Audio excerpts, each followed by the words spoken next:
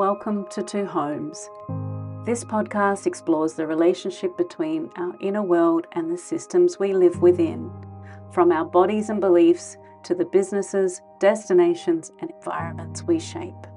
Because sustainability that isn't embodied doesn't last, and well-being that stays at the surface level doesn't change much at all.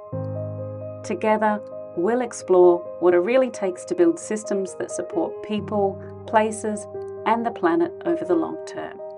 From leadership and organizational culture to the hidden patterns that shape how we live, work, and travel. This is an invitation to look a little deeper and to discover how meaningful change often starts closer to home than we think.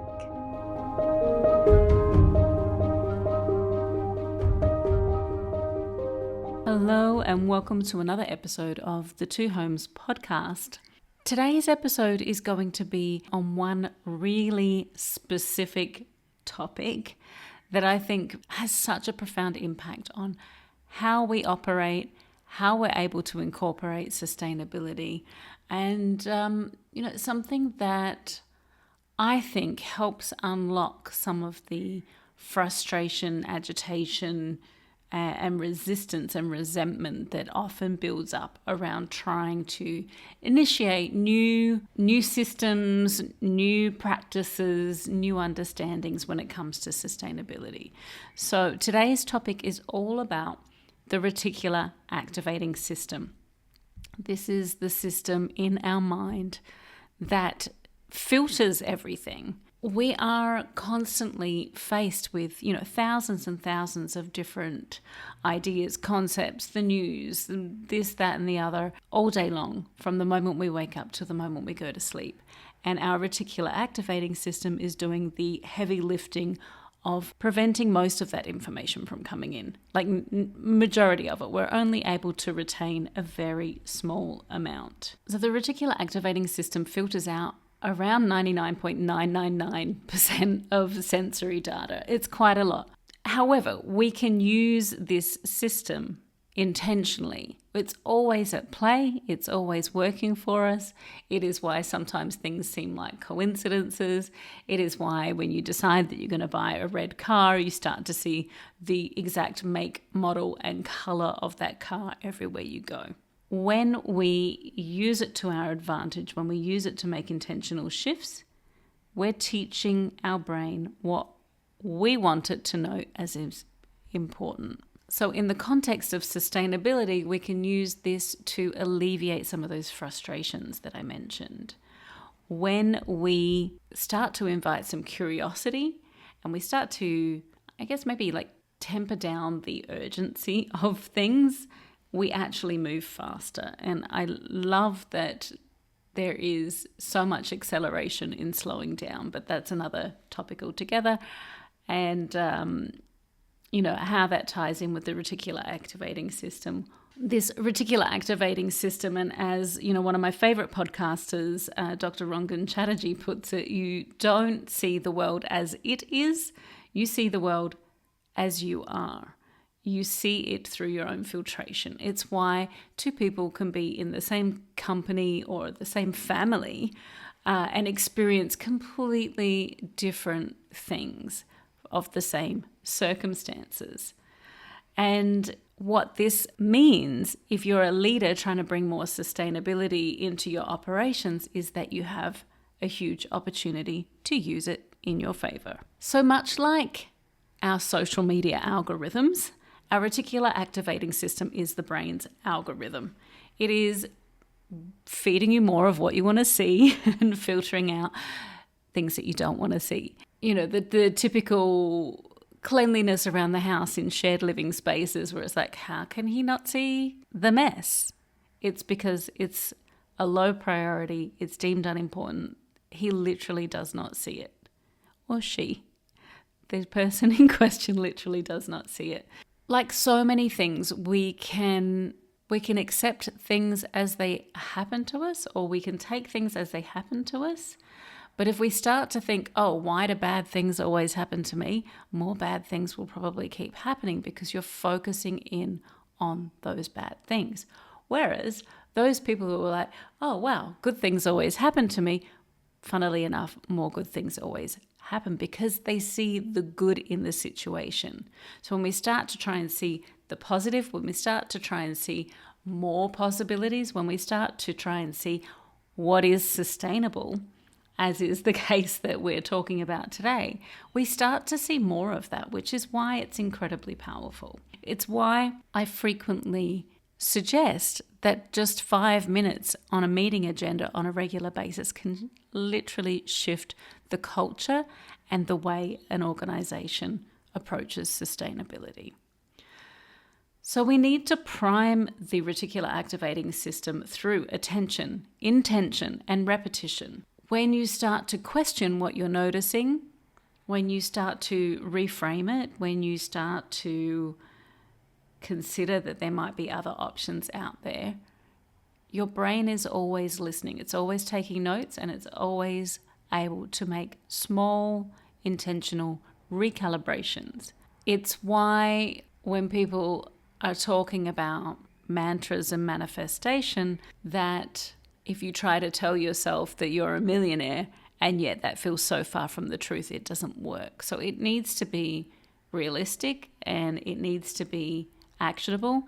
We operate on mostly autopilot. This is the body's way of saving energy. And so when we try to change things, and as we're seeing so much rapid change in the sustainability space at the moment, when we try to change things, it can seem overwhelming, it can seem like a threat. And this is why change so often feels like a threat, because it's big, the body wants to save energy. So the most successful way we can do this is through incremental, intentional, bite-sized changes. This is why the 5-minute meeting agenda item is so successful. This is why it works, because 5 minutes on a meeting agenda gets people's minds starting to hunt for that information to present at the next meeting. There's also a really strong connection between the reticular activating system and the nervous system. So I've talked about nervous system in terms of leadership and reactivity and how we're able to be grounded and responsive rather than reactive in a high stress, dysregulated state. The reticular activating system filter literally pairs back to the bare minimum. It's why when people are suffering from depression, that they can only think about themselves. It is their system trying to help them survive. And it is literally reducing the scope of our vision quite physically. This is where tunnel vision comes from. It is honing in. What do I need to survive? Air, food, water, nothing else. How do I get there? By focusing on that. So there is a huge connection here, and this is why working with our nervous system and working with our reticular activating system, working with the body is so important. Our mind, body, spirit, and emotions are intrinsically connected to the sustainability of our businesses, of our community, culture, social, environmental, and economic outcomes. These two systems are operating in tandem all of the time. So if you're already on the sustainability leadership pathway, you will be noticing the litter on the ground. You will be noticing the person who always turns up with the single-use takeaway coffee cup. You will be noticing the food waste in the landfill bin. And you'll be noticing that the AC is running in the empty conference room. I know this to be true because these are the things I also notice. Because I focused on single-use plastic pollution for so long, I can see plastic a mile away, and I'm short-sighted. So this has been the messaging that I've taught my brain, intentionally or unintentionally, perhaps in the early days, that plastic is bad, therefore I'm going to look for plastic everywhere.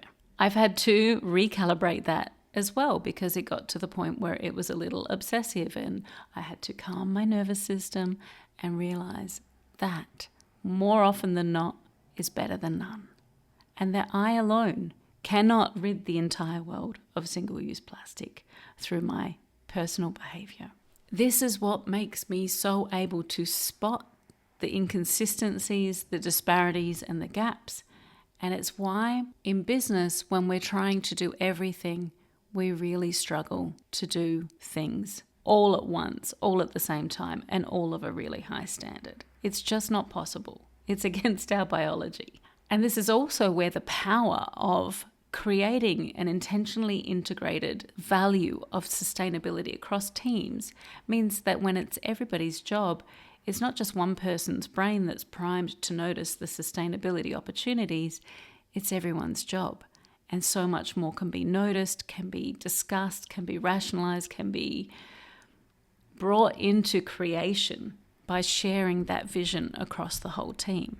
I also have many conversations with people who might say, oh, but I've been telling this person for ages, probably their partner. I've been telling them for ages. And then all of a sudden, the partner comes home and is like, hey, I heard this thing today. And now I'm going to do this. And you're thinking, yeah, oh my God, I've been saying that for 10 years. I've literally had that come up in my work. And the thing is that all of those 10 years of you saying this thing haven't gone unnoticed, but it's taken something just slightly different from a different angle at a point in time that the recipient has been able to go, oh, this seems important, for it, the penny to fall, for that to click into place and for everything to start to shift. The resistance is down and the opportunity is alive. It's also why things like signage on bins rarely works, why telling someone once rarely works. There's no investment. It's not important to them. It's why bringing people on the journey involves getting into their shoes, getting into understanding what will make it important for them. It's also why in the early days of PFC, while I was in Southeast Asia, when we did an impact study, that we would see a huge response immediately after we'd trained a team, but that response would start to taper off because there wasn't the constant reinforcement. There wasn't the new, novel, interesting information coming at them in the same way. And so we needed to work out how we could continue to keep that alive in teams, for teams to keep it alive themselves or to gain additional support. And that's why now I offer a variety of different services that come with longer term engagements to really help bring that to life and be more sustainable in the long term. So how do we not let this fall into the category of being one and done and forgotten, out of sight, and we move on? That's another way that the reticular activating system is at play. This is why during Plastic Free July, I suggest that participants in teams keep all of the single-use plastic that they use during the month to see how it accumulates, because when it's out of sight, out of mind, we don't notice it. The brain has moved on. It's on to things that are more important.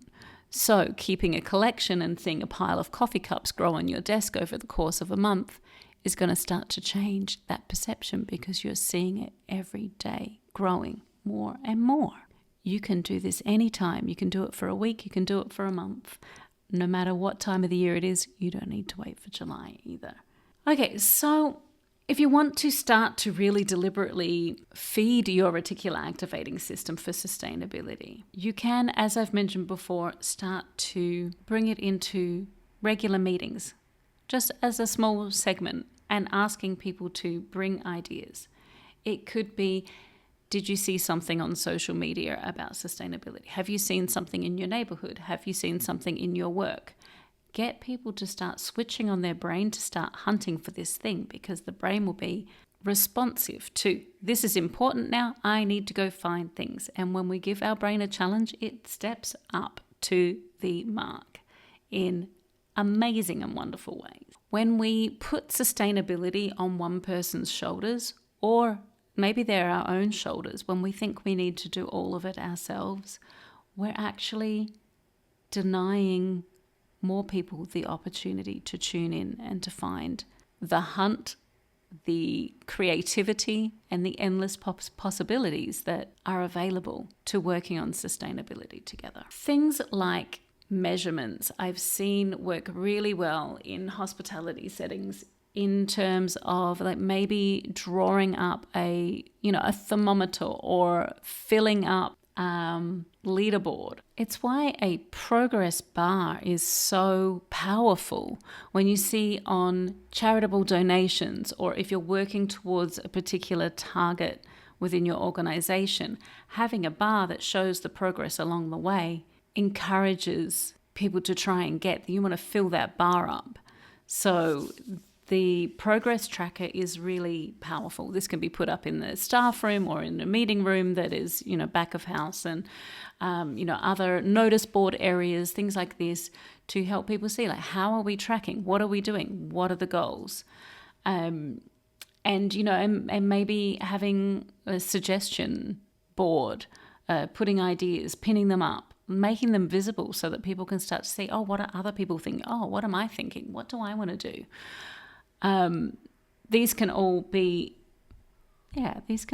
extremely, extremely motivating. The mind will try and win that game. Okay, so now maybe we understand a little bit more about the reticular activating system. You've got a couple of ideas that I've shared on how this can start to trickle out to your teams. So where might you be hyper-focused on something that could be shared more widely with the team? Where might there be resistance in something that you're hyper-focused on, that you have a reputation for being the person nagging about this particular thing? How can you use the power of the reticular activating system to start to disperse that information in a way that connects with where people are?